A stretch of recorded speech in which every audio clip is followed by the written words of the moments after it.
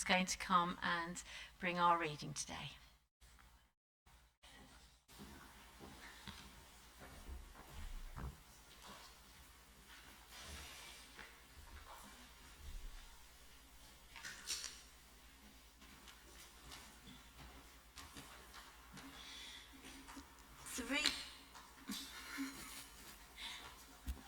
Thanks. It's a problem with it being short.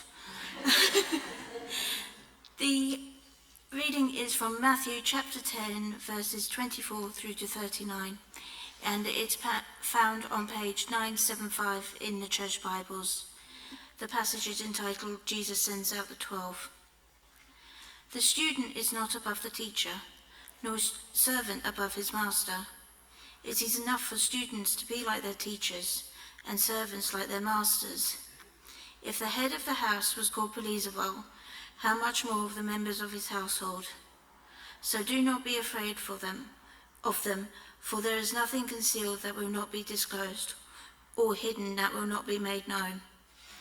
What I tell you in the dark, speak in the daylight. What is whispered in your ear, proclaim from the roofs. Do not be afraid of those who kill the body, but cannot kill the soul. Rather, be afraid of the one who can destroy both soul and body in hell. Are not 2 sparrows sold for a penny? Yet not one of them will fall to the ground outside of your Father's care. And even the very hairs of your head are all numbered. So don't be afraid, you are worth more than many sparrows. Whoever acknowledges me before others, I will also acknowledge before my Father in heaven. But whoever disowns me before others, I will disown before my Father in heaven. Do not suppose that I have come to bring peace to the earth. I did not come to bring peace, but a sword. For I have come to turn a man against his father, a daughter against her mother, a daughter-in-law against her mother-in-law. A man's enemies will be the member of his own household. Anyone who loves their father or mother more than me is not worthy of me. Anyone who loves their son or daughter more than me is not worthy of me. Whoever does not take up their cross and follow me is not worthy of me. Whoever finds their life will lose it, and whoever loses their life for my sake will find it. Thanks be to God for his word.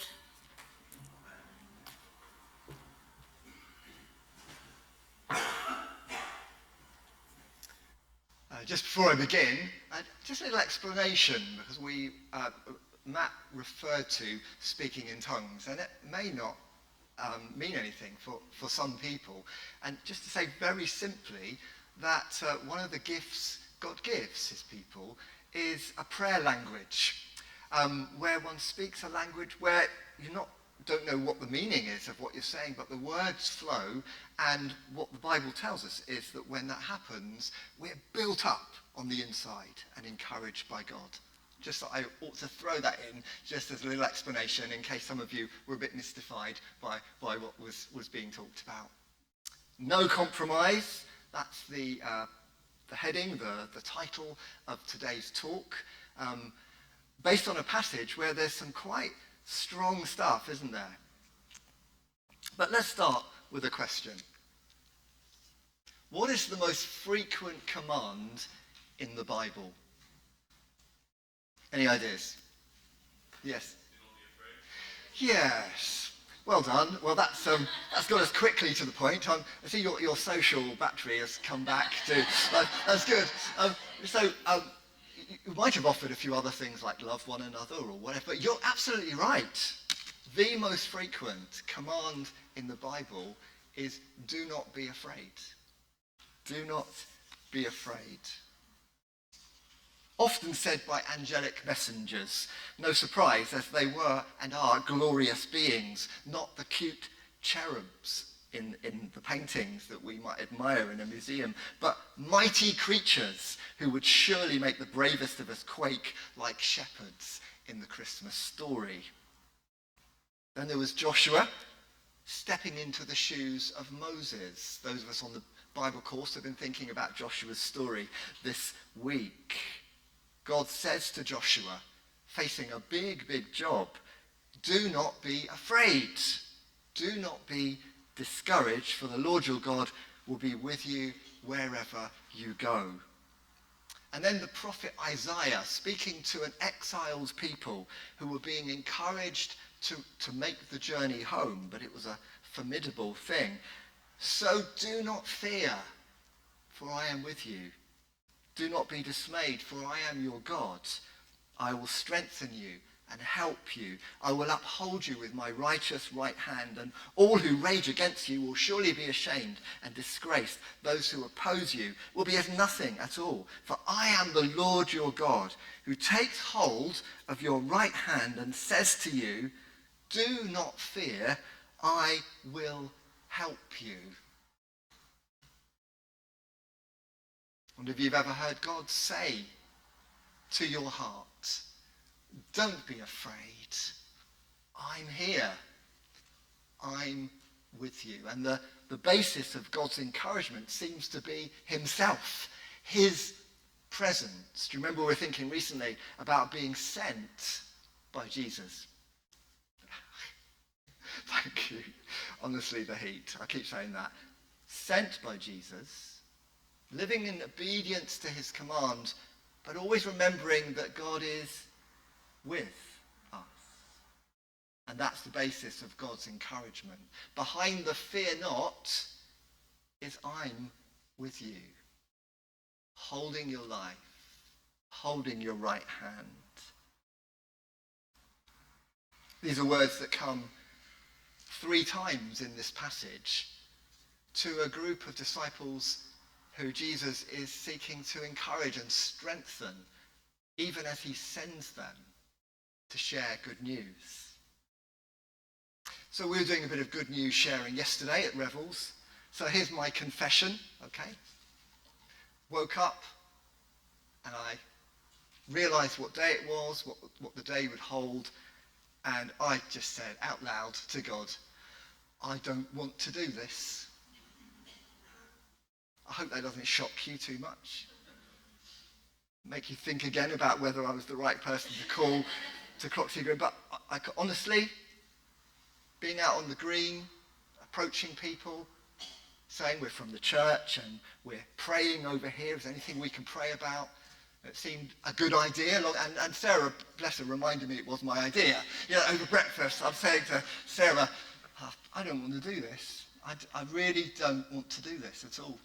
And she said, it was your idea. I said, yes, I know. So we got to Revels and, setting up stages, and bless him, Andrew was there. Andrew, who I just kind of stand in awe, but it's just a joy to see him so free in connecting with people and chatting the gospel to them, isn't it? It's a wonderful gift that you have. So I was just saying to Andrew what I just said. Woke up, don't want to do this, and quite honestly, don't want to be here. And but we got chatting, and it was such an encouraging conversation, and Andrew prayed for me, and I prayed for him in turn. And then before all the hordes started arriving, I was standing by our stand. We've got our literature there, our prayer tent in the background, puppets ready to go. And a lady came along on one of those kind of mobile, the scooter things, with a cigarette in her mouth, and she kind of veered in towards the sound. I think it's going to take me out for a minute. But she came in and she said, what's all this then? And, that was God giving me such an easy ride of the moment. I said, we're from Croxley Green Baptist Church, and we got chatting, and honestly, like falling off the log. Actually, what have discovered about myself over the years is, for me, it's actually getting into the conversation. Once I'm in, it's fine. It's great. I'll talk for England, or listen well as well. And so I got my first prayer request, and it went in the basket. Actually, in here, there are a good 50 prayer requests that came from some of us just being there around our little site and asking people straightforwardly. And people really don't mind being asked what we can pray for. In fact, some of the replies were really quite poignant, actually, and were about a person's journey and their hopes and some loss as well. And it was just a beautiful privilege just to be able to write down. But I wanted to say that actually I experienced something of a release yesterday. And part of that was working out that I didn't have to do it the way Andy was doing it. Actually, I could really be myself in this little context that we'd created, where people were around and up for a conversation. It was just lovely. And it was lovely to see other people, others of you, also just finding your confidence, finding your way of just connecting. And I don't think Jo will mind me saying, is Jo here? No, she's probably not here. No, she's not here today. But she said, no, Jo's one of the puppets, well, she was doing the puppet thing with Sylvia and Matt. But she put a puppet on her hand and went forth to engage with children and their parents. And she said, if I put a puppet on my hand, I can do anything, And it's just, but she found her way of making connection. And I saw that happening today at some of the others who joined, where people that they knew in the community got chatting. And I say it was a really beautiful thing that's given some real ideas for next year, when I think what we're about here is being present as a church and being a community on the green that's seeking to connect with people going by, people we know, people we don't know, and each of us being ourselves and doing what we can do to let the good news flow. Does that feel like a good picture? Okay, and so we're going to do more of that next year. So there you are, confession over, good for the soul. Of course, one of the things that we also realised in the moment was that what Matt described about worship leading into mission was important for us too. And so before we got out there and shared, we gathered in to pray and just worship Jesus, because that's where the impetus of mission comes from. Our worship life leads us into sharing with others. That's the way round, because it's in worship that we know God, his presence, his love, his power upon us. So do remember that. God, by his very presence, emboldening us, encouraging us to share Jesus wherever we are while still being ourselves. Of course, in the story that we shared, or yes, in the gospel passage, well, the stakes are higher, aren't they? I mean, Jesus is talking about opposition that is likely to come. I didn't get any opposition yesterday. Andrew, did you? There was no opposition to our message. But we know that actually there are places in the world where to share the gospel, to speak the name of Jesus, to own the name of Jesus is dangerous.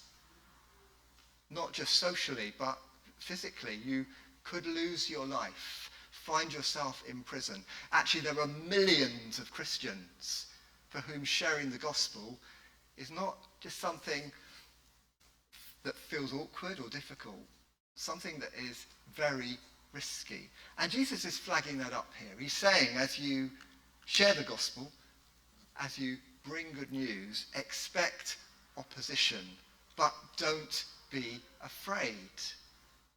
Why not?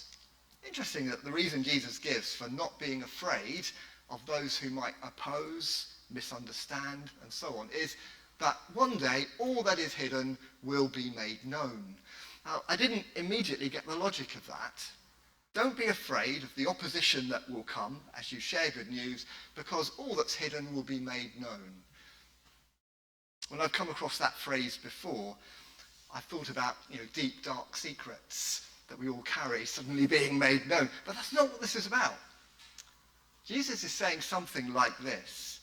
As you live for me, stand for me, share my good news, you will be misunderstood. You'll be criticized, vilified.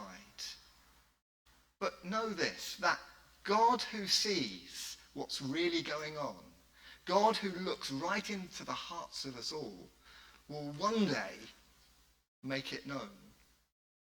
that you, my followers, loved and followed me, gave your very lives to serve me. The integrity of your mission will one day be made known. Now there's misunderstanding, maybe abuse, but one day people will see things as God sees them. I think that's what that means. So do not be afraid. 3 times Jesus says this. Do not be afraid, everything will be made known. Do not be afraid of those who can hurt the body. Rather, be afraid, and this kind of caught my attention, of the one who can destroy both body and soul in hell. Now, that's a bit of a tough statement, isn't it? What do we do with that? Interestingly, it's followed very quickly by another, so don't be afraid. Clearly, the one who can destroy body and soul in hell is God. But it doesn't seem to be said as a threat, but more as a reassurance. For it's God who has the power. God has the power. So don't be afraid of those who can only hurt the body. God has the power. And what's he doing with that power in respect of his disciples? Let me show you. This follows straight on from that rather chilling words about body and soul and hell.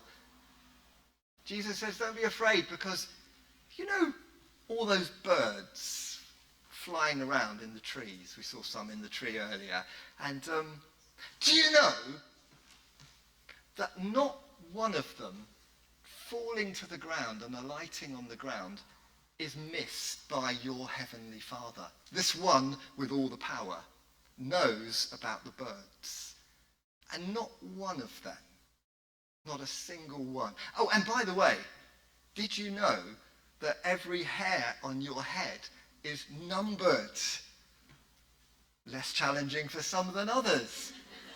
But God knows every hair on your head. And I love the way it rounds off. So don't be afraid. You are worth more than many sparrows. Isn't that beautiful? You are worth more than many sparrows, and the hairs of your head are numbered. The one who holds the power cares for us, loves us deeply. An all-powerful being with menace would be a fearful thing indeed, but that is not the God we worship. Know who has the power, and know that that power is used to protect, to care. So, Jesus is saying, as you go in my name, as you live for me, you will meet opposition. Don't be afraid of that. Know that your life is held in my hands. You're worth more than many sparrows. Or in other words, a little line, a little ditty from Dougie Doug Doug, who every now and again gets quoted here. Nothing's too big for his power. Nothing's too iddly-widdly for his care. I don't think iddly-widdly is really a word, but it's fun. It's good here in this context, saying the same thing. The one who has the power. Nothing's too big.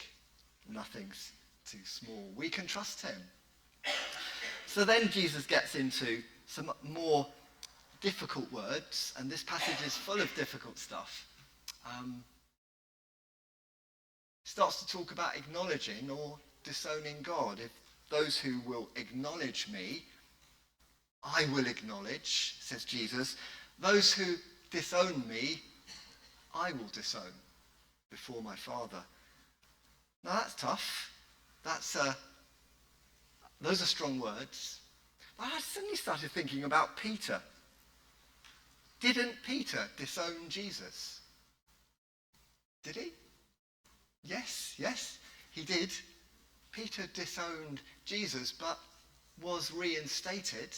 Grace flowed, and so It got me to thinking that to disown Christ is a life's work. It's not the work of a moment. It's not what happened yesterday or 10 years ago. It's a life that consistently says no to Jesus.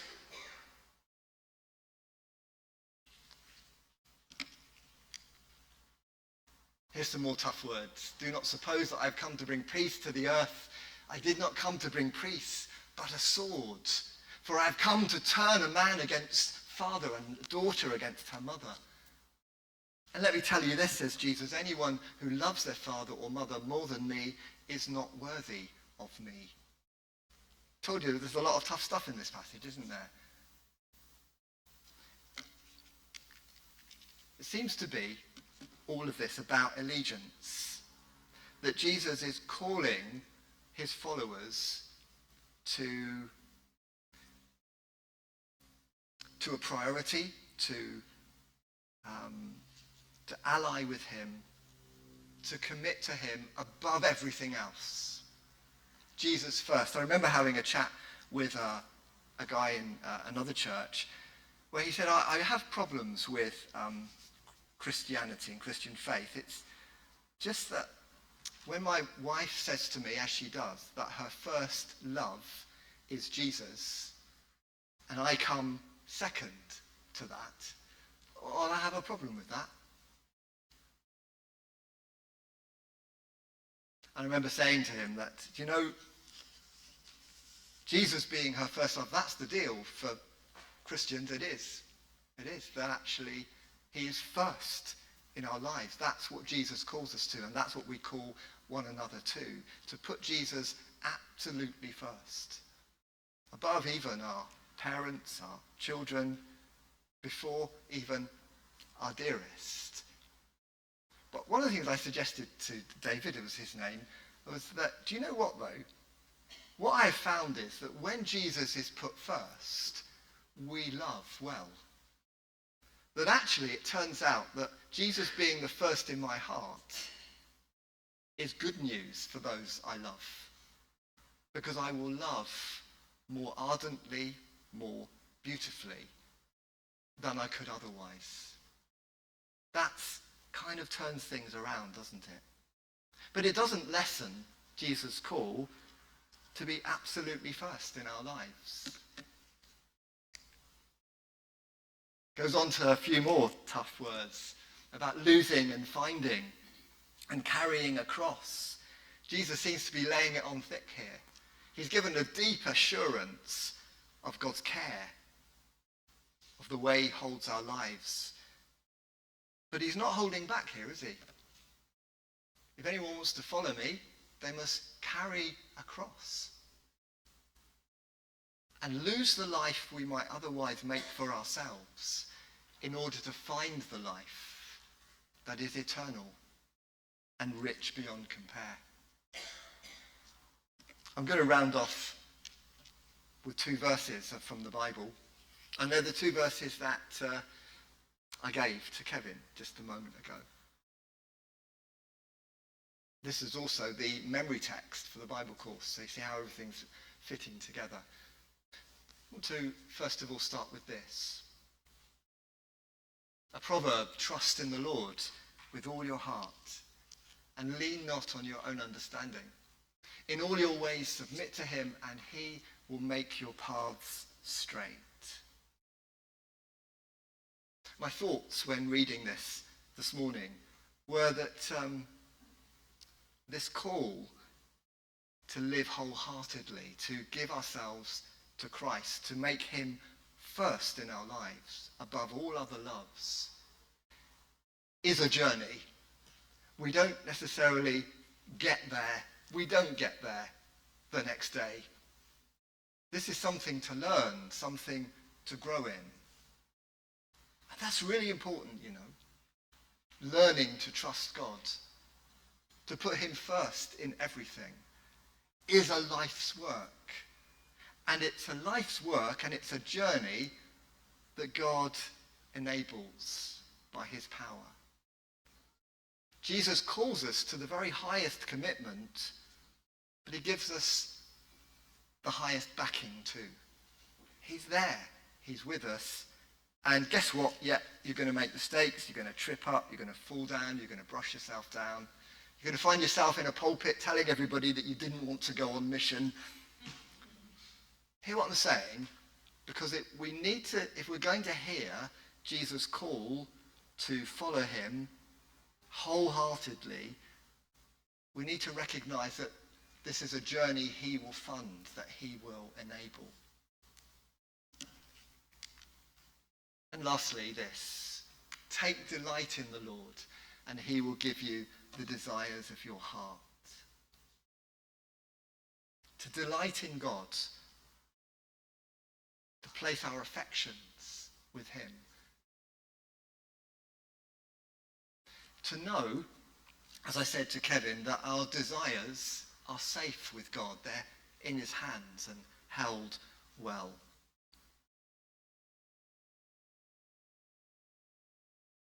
I wonder if we might just take a moment just to pray.